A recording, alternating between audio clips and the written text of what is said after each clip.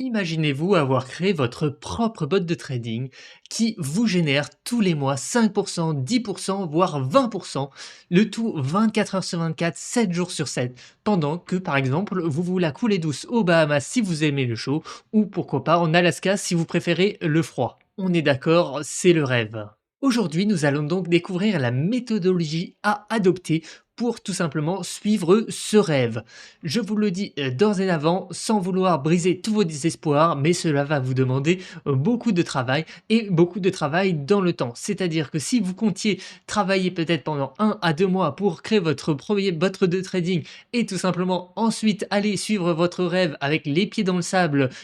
aux Bahamas par exemple, eh bien je vous le dis d'ores et avant, cela va être très compliqué car en effet, sur ce secteur et comme tous les autres secteurs, il faut travailler énormément, que ça soit à la conception, mais également dans le temps, car les marchés financiers évoluent et une stratégie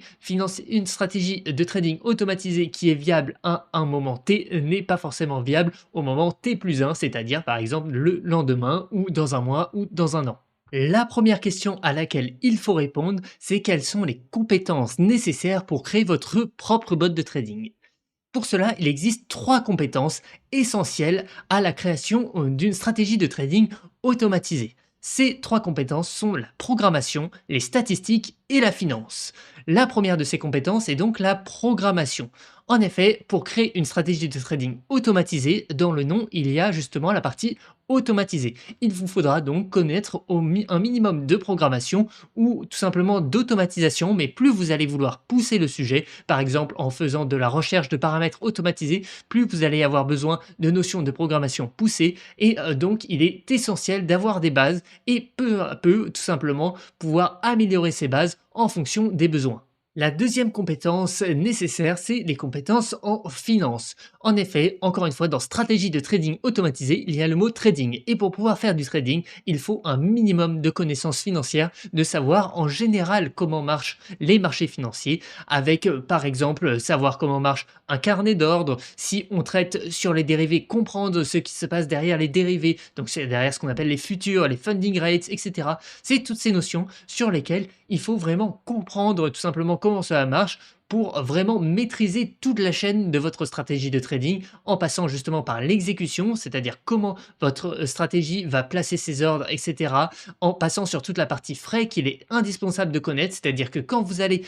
placer des ordres en trading, vous allez toujours payer en quelque sorte une sorte de frais, même si certaines plateformes vous disent qu'il n'y a aucun frais, il y en a toujours. Cela peut être sous forme justement de frais directs, cela peut être sous forme de spread. Donc toutes ces notions, il est indispensable de les comprendre pour tout simplement mener au mieux votre exécution. Enfin, la dernière compétence indispensable est la maîtrise des statistiques. Et je n'ai pas mis, mais ça peut être également les probabilités. En effet, dans le secteur du trading algorithmique, on va tout simplement avoir affaire à énormément de données, de chiffres, et ces données, il va falloir être capable de les analyser. Et ce qui va nous permettre de les analyser, ce sont justement les statistiques et les probabilités. En effet, pour comparer par exemple deux stratégies de trading automatisées, il faudra faire plusieurs entre guillemets études statistiques dessus, c'est-à-dire qu'il faudra comparer par exemple le rendement moyen de ces deux stratégies, la volatilité moyenne de ces deux stratégies. Quand on parle de volatilité, on va par exemple souvent parler d'écart type, qui est une notion de statistique. Donc toutes ces notions, il faut au moins les comprendre pour justement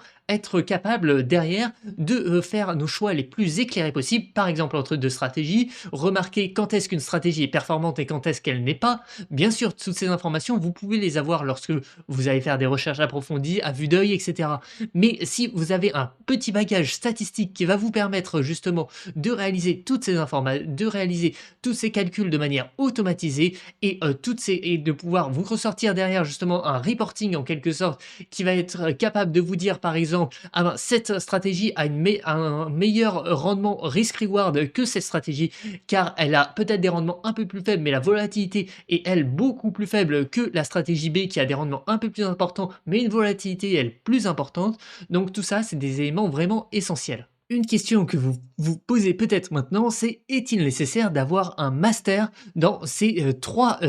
disciplines qui, en effet, sont 3 disciplines que l'on peut creuser énormément et où certaines personnes ont des masters, voire des doctorats, c'est-à-dire qu'on peut avoir certaines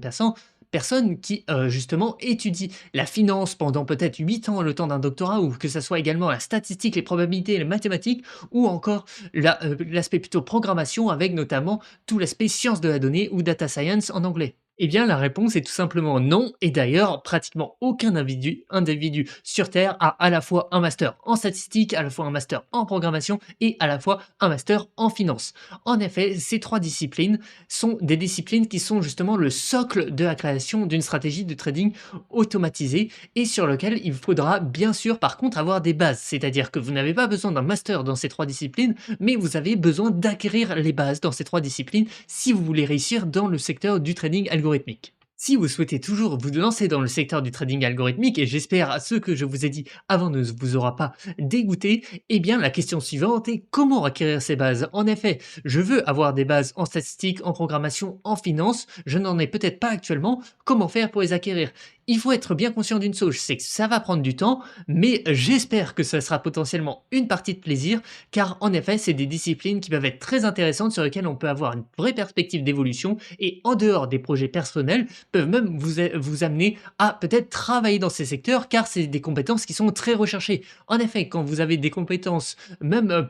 même assez faibles en programmation, en statistique, en finance, eh bien vous pouvez prétendre potentiellement également à des jobs qui peuvent être intéressants et qui peuvent vous intéresser, en plus d'être plutôt bien payés. Si vous partez de zéro, la première chose à savoir est peut-être est-ce que ce secteur justement va vous intéresser, etc. Ce qui est très bien, c'est qu'il existe aujourd'hui des outils, et on en a présenté certains sur la chaîne, qui vont vous permettre de créer vos propres bots de trading justement sans aucune ligne de code, avec quelque chose d'un peu facilité qui va notamment justement vous permettre de tout simplement découvrir un peu ce secteur. Vous avez l'exemple avec cet article qui est sur la plateforme Bull Trading, qui est peut-être la plateforme la plus simple d'utilisation et la plus intuitive. À chaque fois, vous avez également une vidéo. Ici, ça marche sur un système de glisse et déposer, mais vous avez également une autre plateforme qui s'appelle Runbot, qui là va être un peu plus complexe, qui va vous permettre également de créer des bots de trading sans coder grâce à un système de box que vous allez empiler les unes sur les autres et qui vont vous permettre de déterminer les règles de votre stratégie de trading à automatiser. Ensuite, vous voulez peut-être aller plus loin. Pour ce faire, donc, la première compétence qu'on a vue qui était essentielle, c'est la compétence de la programmation. En effet, avoir les bases en programmation va vous permettre justement, en plus de gagner du temps en général, de pouvoir faire énormément d'études, de pouvoir faire des backtests de manière très rapide, de pouvoir lancer des backtests sur plusieurs actifs en même temps, etc., de pouvoir faire des simulations, de pouvoir optimiser des paramètres, enfin tout cela qui serait très compliqué de faire à la main ou par exemple juste avec un Excel, cela est capable, vous allez être capable de le faire si vous connaissez la programmation et si vous avez des bonnes bases de programmation. Une question qui se pose ensuite est quel langage de programmation utiliser? Nous vous recommandons, car c'est un des langages de programmation les plus utilisés, le Python. En effet, vous pouvez retrouver sur notre site crypto-robot.com une formation complètement gratuite et libre d'accès qui s'appelle Python pour la finance, qui va vous permettre, en partant des bases, c'est-à-dire de zéro, c'est-à-dire que vous n'aviez même pas, par exemple, installé un logiciel qui va vous permettre de faire de la programmation, vous n'aviez par exemple pas installé le langage de programmation Python sur votre ordinateur, dans cette formation, on va partir de zéro en vous montrant comment installer justement Python et un éditeur de code qui s'appelle VS Code, jusqu'à justement une dizaine de leçons en tout, hein, donc plus de 10 leçons car on a la leçon 0, donc 11 leçons. En tout, je crois qu'il y a presque 6 heures ou 7 heures de vidéo, avec à chaque vidéo tout le texte qui va reprendre exactement les différents codes utilisés, avec souvent un exercice à la fin, enfin le tout pour vraiment progresser rapidement et par exemple être capable de réaliser ensuite ces graphiques qui vont permettre ici d'analyser des stratégies, etc., etc.